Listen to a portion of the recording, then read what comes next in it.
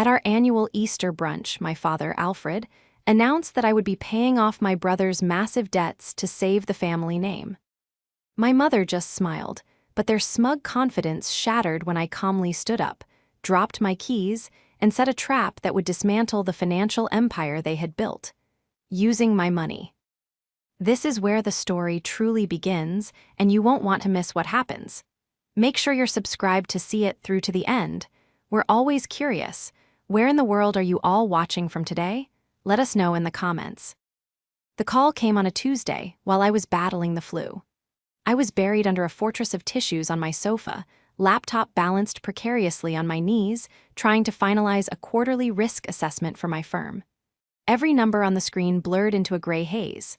I was 42, a senior financial analyst, and I was utterly exhausted. My head pounded, my throat felt like sandpaper, and the last thing I wanted was a video call from my brother, Stephen. But his face popped up on my phone, and the familiar, Pavlovian anxiety tightened my chest. I declined the video and hit the audio-only option. "Livy," he chirped, his voice offensively bright, "you look terrible." "Thanks, Stephen, I feel terrible," I croaked, pulling a blanket tighter. "What's up? I'm in the middle of it." I know, always busy." "The workhorse, that's you," he said, a laugh in his voice that always set my teeth on edge. "Listen, I've got the most incredible news. You're going to love this." I braced myself. Stephen's incredible news almost always preceded a request for a bridge loan or a small investment in one of his perpetually failing ventures. At 36, he was a self-proclaimed artist manager, a title that seemed to involve a lot of late-night parties and very few actual clients. "It's about the Starlight Tour, Liv. It's expanding. We're talking international, Olivia. But we've hit a small snag with the venue deposits in London." I closed my eyes. The Starlight Tour was his latest obsession, a string of concerts for an indie band I'd never heard of. "Snag," I repeated, my voice flat. "Define snag, Stephen." "It's just boring logistics, paperwork you wouldn't understand," he deflected, his breezy tone faltering. "Look, I just need to move some things around. But the point is, Mom and Dad are so excited. They said we have to talk about it at Easter brunch. It's a full family strategy session." A cold dread cut through my fever-induced fog. A family strategy session was code. It meant I was the strategy. "Stephen, I told you last time I'm not." "Don't be like that, Liv," he cut in, his voice hardening. "This is for the family. You know how important the family name is to Dad. This is bigger than just me. Anyway, I gotta run. Mom's making me pick up the good-for-nothing centerpiece. See you Sunday, don't be late." The line clicked dead. I stared at the phone, the silence in my apartment suddenly feeling heavy and oppressive. He hadn't even asked for money. Not directly. That was worse. It meant the request was so big he needed backup. He was bringing in our parents. I slumped back against the cushions, the spreadsheet on my laptop forgot. My father, Alfred, a retired ethics professor, had built his entire identity around concepts of legacy and sacrifice. My mother, Helen, a former art curator, cared only for the aesthetics of success, the beautiful home, the impressive social circle, the talented children. I was the financial engine that made their performance possible. Stephen was the ornamental hood ornament. They had been a unit, the three of them, for my entire life, and I had been the bank. I thought of the brunch. The pristine white table linen, the gleaming silverware, the polite, cutting smiles. I thought of the snag Stephen had mentioned and the family strategy session that was clearly an ambush. For 20 years, I had been the responsible one, the one who sacrificed, the one who paid. And as I sat there, sick and alone, a cold, clear thought surfaced, sharper than any headache. The betrayal wasn't that they were going to ask. The betrayal was that they had no doubt I would say yes. The rest of the week was a blur of work and antibiotics. By Thursday, my fever had broken, but the knot of dread in my stomach remained. I tried to call my mother, hoping to gauge the temperature of the water I was about to be thrown into. "Olivia, darling," Helen answered, her voice sounding like tinkling crystal. Are you feeling better? You sounded simply dreadful on Tuesday. Much better, thanks, Mom. Just wanted to check in, see if you need me to bring anything on Sunday. Oh, just your lovely self, she trilled. It's all handled. We're just so looking forward to it. Your father is especially eager to see you. We have such wonderful things to discuss. Wonderful things, I repeated, my grip tightening on the phone. Right. Like Stephen's tour. There was a half-second pause. It was so brief, anyone else would have missed it. But I had spent a lifetime decoding my mother's silences. Among other things, she said, her voice dropping into a more serious, conspiratorial tone. Your brother? Well, he's on the cusp of something truly important, Olivia. Something that will elevate this whole family. We all need to be supportive, you know. We all have a part to play. A part to play, I said, the words tasting like ash. And what part is that, Mom? Oh, darling, let's not get into boring details over the phone, she laughed, a brittle, dismissive sound. That's what brunch is for. Just be ready to be a team player. Your father has a wonderful toast prepared about family unity. It's going to be a beautiful day. She hung up before I could reply. I stood in my kitchen, staring at the muted gray of my granite countertop. Be a team player. Family unity. The coded language was suffocating. They weren't just asking, they were preemptively blaming me for any disunity my refusal might cause. I spent Friday finalizing my reports, my mind working on two separate tracks. One track processed market fluctuations and asset allocations. The other, the colder, more methodical one, began to run calculations on my family. For 2 decades, I had been the fixer. When my father's pension was mismanaged, I fixed it by quietly supplementing their income. When Stephen's first startup, a bespoke shoelace company, failed, I paid off his disgruntled suppliers. When they wanted a more impressive home, I bought a sprawling colonial in their neighborhood, put the deed in my name for tax purposes, and let them live there rent-free as the caretakers. It was a fiction we all agreed to. They saw my success not as my success, but as the family's shared resource pool. I was the high-performing asset, and they were the board of directors, voting on how to spend the dividends. But they had forgotten one crucial thing. I was the one who wrote the reports. I was the one who read the fine print. I was the one who controlled the accounts. On Saturday, the day before Easter, I didn't go shopping for a pastel-colored dress. I didn't bake a lemon cake. Instead, I spent 2 hours on the phone with my personal lawyer and another 3 hours online with my bank, my leasing agent, and my brokerage firm. I wasn't just getting into boring details. I was pulling every single thread, checking every number, and printing every last document. As I compiled the statements, a new feeling began to replace the dread, a cold, hard anger. The numbers didn't lie. The supplemental income had become their entire lifestyle. The car lease, the club memberships, the vacation fund they dipped into monthly, it was all me. I printed the final statement for the joint savings account, the vacation fund. I saw the withdrawals, $2,000 for tour promotion, $3,500 for artist wardrobe, $1,800 for client dinners. Stephen had been draining it for months, and my parents had clearly been letting him. They weren't just planning an ambush. They were already robbing the bank while I was sick in bed. I placed the thick stack of papers into my briefcase, right next to the keys to my father's car and the house he thought was his. The betrayal was worse than I could have imagined, and the family unity, toast, was going to be anything but beautiful. To understand the Easter brunch, you have to understand my father, Alfred. He was a man who spoke in parables, mostly about himself. As a retired professor of ethics, he saw the world as a classroom where he was the only one with the tenure to lecture. His favorite topics were duty, legacy, and sacrifice, concepts he applied exclusively to others, most notably to me. I was his responsible daughter. My entire childhood was an apprenticeship in managing my family's emotional and, later, financial volatility. While other kids were at the mall, I was learning how to read a balance sheet at 15 because my father's investment strategies were anything but. He loved the idea of wealth but was disastrous at acquiring it. Then there was Stephen. Stephen was not responsible. Stephen was brilliant. He was creative. He was the golden child, the one who was destined for greatness, even as he failed upward at every opportunity.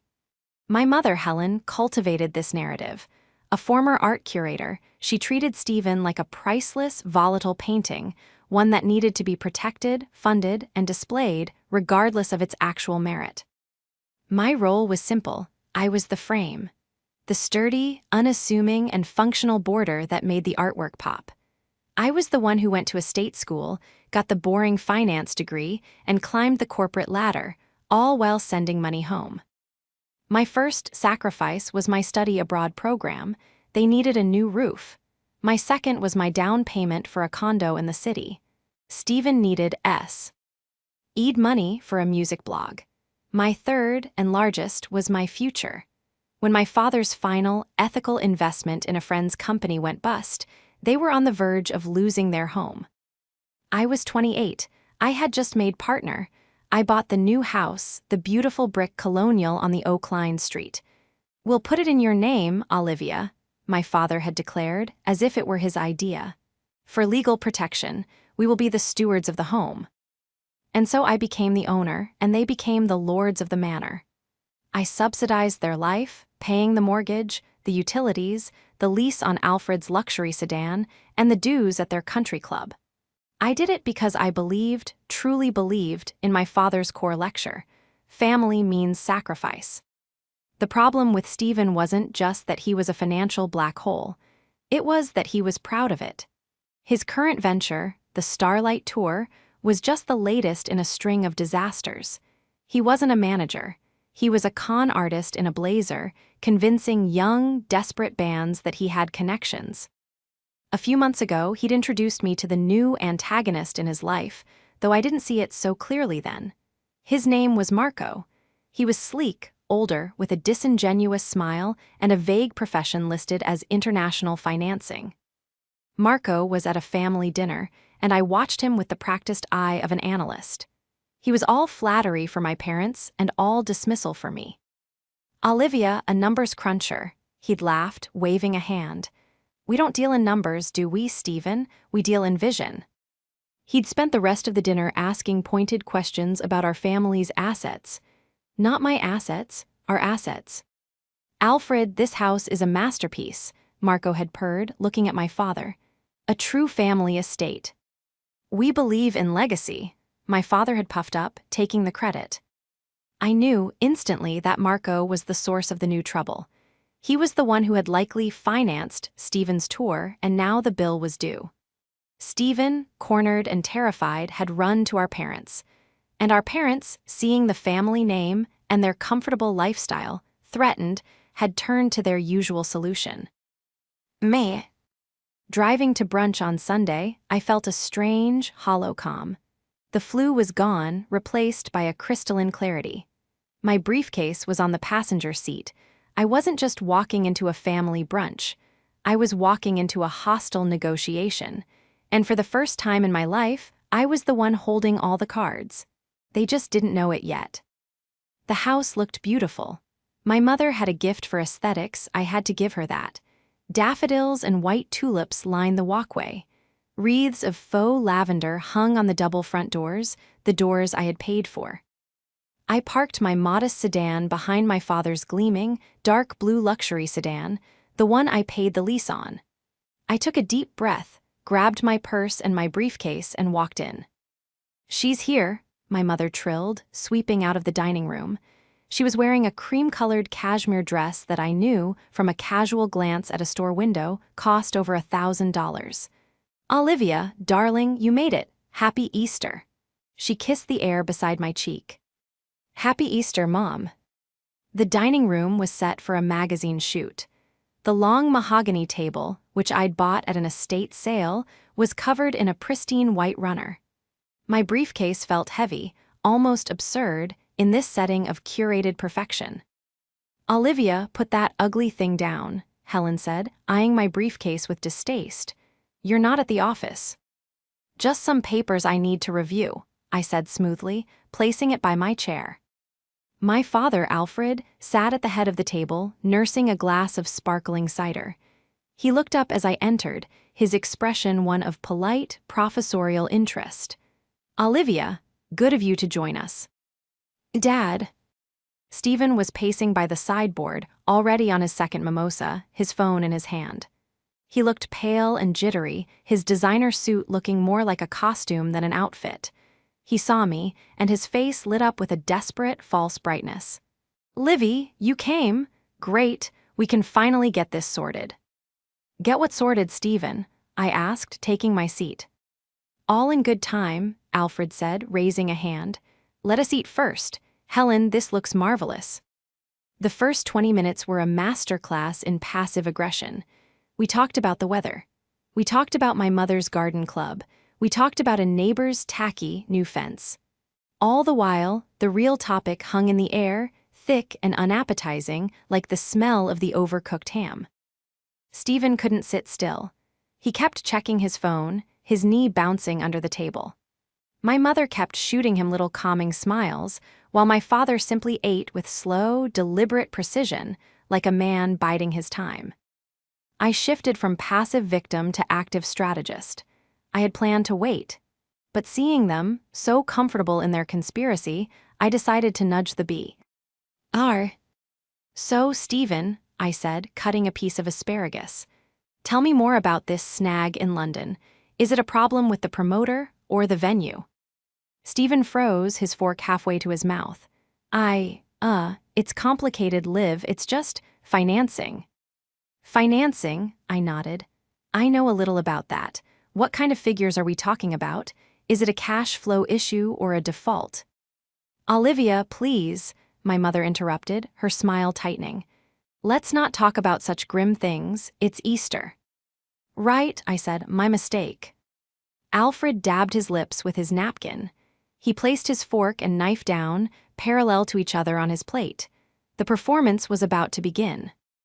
"Olivia," he started, his voice adopting the familiar, sonorous tone of his Ethics 101 lecture. "Your mother is right, it is Easter, a time for family, a time for renewal, and a time for sacrifice." He looked at me, I looked back, my face neutral. "Your brother," he continued, gesturing to Stephen, "is on the verge of a magnificent success. A success for the entire family, but he has encountered an obstacle." "A snag," I supplied. "A complication," Alfred corrected, his eyes narrowing. "A partner, a financier, has proven to be less than scrupulous. He is making unreasonable demands. He is threatening to dismantle everything Stephen has built. He is threatening this family's good name." "Marco," I said, it wasn't a question. Stephen's head snapped up. "How did you know?" "I'm a financial analyst, Stephen. It's my job to spot the sharks," I said. "So, Marco is calling in his loan. How much?" Stephen looked at his plate. Alfred sighed, a deep, put-upon sigh of a man burdened by the foolishness of the world. "This is not about numbers, Olivia," my father said, his voice rising. "This is about principle. This is about loyalty." He picked up his fork, a heavy, ornate silver piece, and pointed it at me across the table. "Family means sacrifice. You'll be paying your brother's debts, no questions asked." His eyes were hard, imperious. My mother, beside him, just smiled. A calm, satisfied, terrifying smile. It was the smile of someone who had just checked the last item off her list. It was, as the title said, already decided. The whole room was silent. Stephen was watching me, his eyes wide with a mixture of hope and fear. My mother was beaming. My father held his fork aloft like a gavel. I looked at all of them. The professor of ethics demanding I enable fraud. The curator of beauty who was ugly on the inside. The golden boy who was nothing but brass. I didn't yell, I didn't cry. The investigation was over. The trap was set. I calmly, quietly stood up. The scrape of my chair on the hardwood floor was shockingly loud in the silent room. 3 sets of eyes swiveled to me, their expressions unified in surprise. I was, after all, the one who never broke the script. "Olivia, sit down," my father commanded, his fork still raised. We are in the middle of a discussion. No, I said, my voice clear and steady. It didn't even tremble. You are in the middle of a proclamation. I'm not part of that. I reached into my briefcase, which was resting on my chair, and pulled out a small, leather-bound folder. I didn't open it. Not yet. What is this, Olivia? My mother asked, her smile finally faltering, replaced by a delicate frown of confusion. What are you doing? We're having brunch. We were, I agreed, and now you're demanding I pay off Stephen's debts. No questions asked, so I have just one question: how much? Stephen winced. Liv, it's not like that. How much, Stephen? I repeated, my voice like ice. It's the full amount.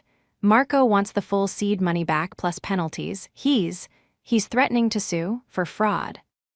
And how much is the full amount? $200,000, Stephen whispered, staring at the table. I nodded. It was a staggering, stupid amount of money. I see. It's a pittance to you, Olivia, Alfred boomed, slamming his fork down. The silver clattered against the china. A rounding error. Compared to the reputation of this family, it is nothing. The reputation of this family, I repeated, tasting the words. Whose reputation, Dad? Yours, Mom's, or Stephen's? I looked at Stephen. You didn't just take a loan from Marco, did you? You told him you had assets. You told him the family had backing. You told him about me. Stephen's face went white. He didn't have to answer. Of course you did, I said, more to myself. I turned my gaze back to my father. So this isn't about saving the family name. This is about covering up Stephen's fraud so Marco doesn't come after you. How dare you? Helen gasped, a hand flying to her chest. We are your parents. We have given you everything. The sheer, breathtaking audacity of that statement hung in the air. I almost laughed. Given me everything? Mom, let's talk about that. This was the first reveal, the one I hadn't planned, but which felt so right. I reached down, picked up my briefcase, and placed it on the table, right on top of the ham platter. I unzipped it. I pulled out the first file, the one marked Vacation Fund. Let's start small, I said. This joint account, I opened it for our family trips. In the last 6 months, you've withdrawn, let's see, $28,000. I looked at Stephen. $2,000 for tour promotion. $3,500 for artist wardrobe. Stephen, this account was for Mom and Dad's trip to Italy, not for your imaginary business. How did you? Stephen started. I'm the primary account holder. I get the alerts, I said. I turned to my mother. And you let him, you co-signed the withdrawals. You've been lying to me for months, draining an account you don't even contribute to. Helen's face was pale. It was a loan, Olivia. He's good for it, as soon as the tour. The tour is dead, Mom. It's over. There is no tour. There's just a shark named Marco and a debt of $200,000. My father stood up, his face purple with rage. This is insubordination, Olivia. This is a betrayal of everything we stand for. You are a part of this family, and you will do your duty. Duty, I said, my voice dangerously quiet. Let's talk about duty, Dad. I reached back into the briefcase. I pulled out a set of keys. They were attached to a heavy, branded keychain from a luxury car maker. I tossed them onto the table. They landed with a heavy, metallic clink right next to Alfred's plate. Then I guess this house, I said, my voice ringing with a clarity I'd never felt before. This car, and that vacation fund. I paused, letting the words sink in. All going with me. Their smiles didn't just drop, they shattered. My father stared at the keys as if they were a snake. My mother looked from the keys to my face, her eyes wide with dawning, uncomprehending horror. Stephen just looked sick. What are you talking about? My father stammered. That's my car. It's a car leased in my name, Dad, I said, picking up the file marked automotive. A lease I pay $900 a month for, a lease that I am terminating, effective tomorrow morning. I'd suggest you find a bus pass. Olivia, my mother whispered, her voice trembling, don't be cruel. Cruel, I snapped, the ice finally breaking. Cruel is sitting there with your smug smile, having already decided how you're going to spend my money. Cruel is pointing a fork at your daughter, the daughter who has paid for every single thing in this room, and demanding she light $200,000 on fire to protect the family name that he, I pointed at Stephen, so gleefully destroyed. I leaned in, my hands flat on the table. Family means choices, I added, my voice low, and I'm finally making mine. The silence that followed was a vacuum, sucking all the air and color from the room. My father, Alfred, a man who had lectured on moral certainty his entire life, looked utterly, completely lost. He fumbled for his chair and sat down heavily, his eyes still fixed on the car keys. My mother, Helen, was the first to recover. Her shock curdled into a venomous rage. "You wouldn't," she hissed, her voice trembling. "You wouldn't dare. This house, this is our home. You would throw your own parents out on the street." "You're not on the street," I said, my voice cold and analytical. "You're in my asset portfolio, an asset that is currently underperforming." I pulled the final, thickest file from my briefcase, the one marked with the address of the house. "I bought this house when Dad's ethical investments evaporated your retirement. The mortgage, the insurance, the property taxes, all in my name, all paid by me, for 14 years. I opened the file and spun it around for them to see. The deed, the mortgage statements, the property tax receipts, a detailed spreadsheet I had prepared, itemizing every single penny. "You're not stewards of the home, Dad," I said, meeting his gaze. "You're tenants, tenants who have never paid a day of rent." "This is monstrous," Alfred whispered, shaking his head. "To hold this over our heads, to keep a ledger." "The ledger," I said, "is what you call sacrifice. I just call it a bad investment. And Stephen's little snag with Marco, that was the final risk assessment. The family business is insolvent. I'm liquidating my assets." Stephen, who had been silent, finally exploded. "You can't do this," he shouted, standing up so fast his chair toppled over. "Marco will ruin me. He'll tell people, he'll come after you." "Will he?" I asked, raising an eyebrow. "What does Marco think you have, Stephen? What assets did you pledge?" I told him about the house," he admitted, his voice cracking. "I told him the family had property that I had equity." "You tried to leverage my house to secure a fraudulent loan," I stat. "Ed, it was incredible. The audacity was almost impressive." "I was going to pay it back," he yelled. "The tour was going to be huge." "There is no tour, Stephen," I snapped. "There's just Marco, and this is where you, my dear family, have miscalculated." I took a deep breath. This was the second, more powerful confrontation. This was the irrefutable proof. "I told you I was on the phone with my lawyer this weekend, but I wasn't just talking to my lawyer. You see, after Marco's little performance at dinner a few months ago, I did what I do best. I ran the numbers on him." A new, colder fear entered the room. Stephen's face went from pale to translucent. "Marco, or as he's known to the SEC, Michael Patroni, isn't an international financier," I said, pulling a single sheet of paper from my bag. "He's a professional predator. He finds desperate, arrogant little fish like you, Stephen, and he invests. But his real business is fraud. He's been investigated 3 times for wire fraud and racketeering." "You're lying," Stephen breathed, but his eyes were wide with terror. "Am I?" I slid the paper across the table. It was a printout of a press release from an old investigation. "He targets the children of wealthy families, cons them, and then, when they default, he blackmails the parents into paying, using their reputation against them. He's not after your $200,000, Stephen. He's after my entire portfolio. You didn't find a shark. You found a whale, and you painted a target on this entire family." My mother looked like she was going to faint. "Oh, Alfred, he threatened us." "No," I said.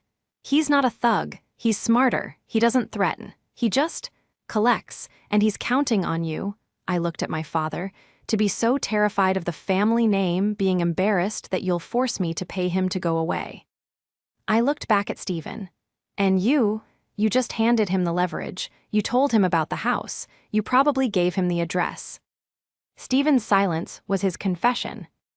So, here is the new family strategy, I said, my voice hardening. You will not pay Marco. I will not pay Marco. Instead, I've already had my actual lawyer forward this entire file, including your Starlight Tour corporate non-corporate structure and your lovely detailed vacation fund expense report, to the SEC's regional office, flagging it as material related to their ongoing interest in Mr. Patrony. You went to the police, Alfred stammered, horrified. I went to the regulators, I corrected. I'm a financial analyst, Dad. I have a professional and ethical duty to report suspected fraud. Unlike you, I actually practice the ethics I preach. I began to pack my briefcase. The keys, the house file, the car lease. What happens now? Stephen asked, his voice a child's whisper. Now, I said, zipping the bag, Marco has bigger problems than you. He'll be too busy dealing with a federal investigation to worry about your $200,000. He'll cut his losses and disappear. Which also means you, I looked at Stephen, get nothing. The tour is over. The money is gone. But us, Helen whispered, her eyes on the briefcase. The house. I paused at the dining room door.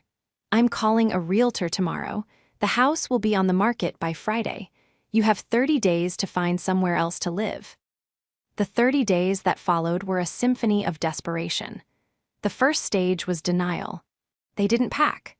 My mother called me every day, leaving voicemails that swung wildly between, Olivia, darling, we're ready to forgive you, just stop this silliness, and I can't believe you're doing this to your own mother.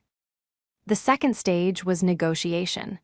My father, Alfred, requested a formal meeting at a neutral location, a coffee shop.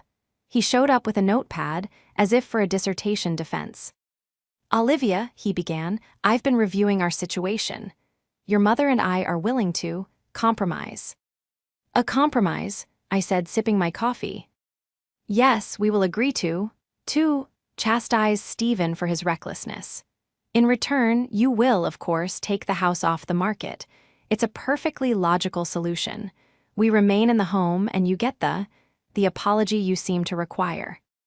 I stared at him. He genuinely saw this as a negotiation, as if he held any cards at all. Dad, this isn't a situation. It's a consequence. The for sale sign goes up on Friday. That's not a negotiating point, it's a statement of fact. My realtor is arriving at 10 a.m. I suggest you're not there. The third stage was all-out war. They weaponized the only thing they had left, family. They called my aunts, my uncles, my cousins. I received a barrage of calls and texts. How can you do this to Alfred and Helen? She's your mother, Olivia. After all they've sacrificed for you. It all came to a head at what was supposed to be a celebratory dinner. My cousin, Sarah, had just announced her engagement. The entire extended family was gathered at her parents' house. I knew it would be an ambush, but I went anyway. I was tired of hiding. I walked in and the conversation died. I was the pariah, the ungrateful daughter. My Aunt Martha, my father's sister, was the ringleader. Olivia, she said, cornering me by the appetizers. I think you owe your parents an explanation and an apology. I saw them then. Alfred, Helen, and Stephen huddled near the fireplace, looking like a trio of tragic refugees. They were performing victim for the entire family, and they were giving the performance of their lives. This was it, the public showdown they had engineered. An apology for what, Aunt Martha? I asked, my voice calm. For your cruelty, she snapped. Kicking them out of their home, at their age, it's shameful. A circle had formed, everyone was listening. This was the moment. Their home, I said, setting my glass down. That's interesting, because I have the deed, the mortgage, and 14 years of property tax receipts that say it's my home, the one I've paid for. A murmur went through the crowd. I see my father has been selective with the details, I continued, projecting my voice so everyone could hear. Let me fill in the gaps. You all see a poor, retired couple being kicked out by their cruel daughter. I see a pair of adults who have lived rent-free for 14 years, in a luxury home, driving a luxury car, all on my dime. I turned to my parents. Did you tell them that, Dad? Did you tell them about the car lease I'm terminating, or the country club dues I've stopped paying? Alfred's face was chalk white. This is a private family matter, Olivia. No, I countered. You made it a public matter when you decided to ambush me at Easter. You made it public when you sixed Aunt Martha on me. I turned back to my aunt. And did they tell you why I'm kicking them out? Did they tell you about the $200,000 debt Stephen rang up with a known con artist? A debt he tried to secure by illegally leveraging my house. Silence, utter, pin-drop silence. Did they tell you, I said, my voice dropping but gaining an edge, that their family strategy was to point a fork at me and demand I pay it off? No questions asked, to protect the family name. No one spoke, no one moved. The sacrifice my father is so fond of lecturing about? For 20 years, that's been my job.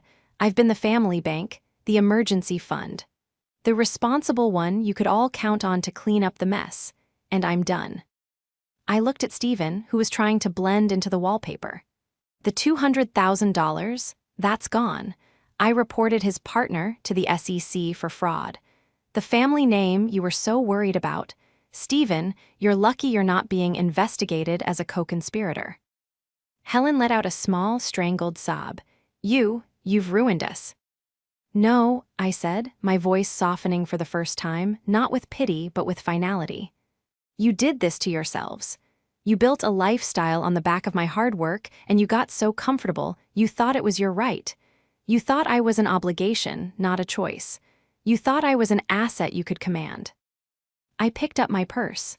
Well, this asset is divesting, the house is being sold, the car is being returned, the accounts are closed. I looked at Alfred, my father, the professor of ethics. Family does mean choices, Dad, and I'm choosing me. I walked out of the party. No one said a word to stop me. I heard my cousin Sarah in the stunned silence whisper, "Oh my God, Olivia paid for all of it." The spell was broken. The public humiliation was complete, not for me, but for them. The narrative they had so carefully crafted for decades, of the dutiful daughter and the sacrificing parents, had just been obliterated by the one thing they never bothered to check: the truth. The house sold in less than a week. It was a cash offer, well over asking, from a young couple who, ironically, worked in tech. I signed the closing papers in my lawyer's office, a sterile, quiet environment that felt worlds away from the emotional chaos of my family. The wire transfer hit my account, and for the first time, the number I saw reflected my wealth, not my family's perceived assets.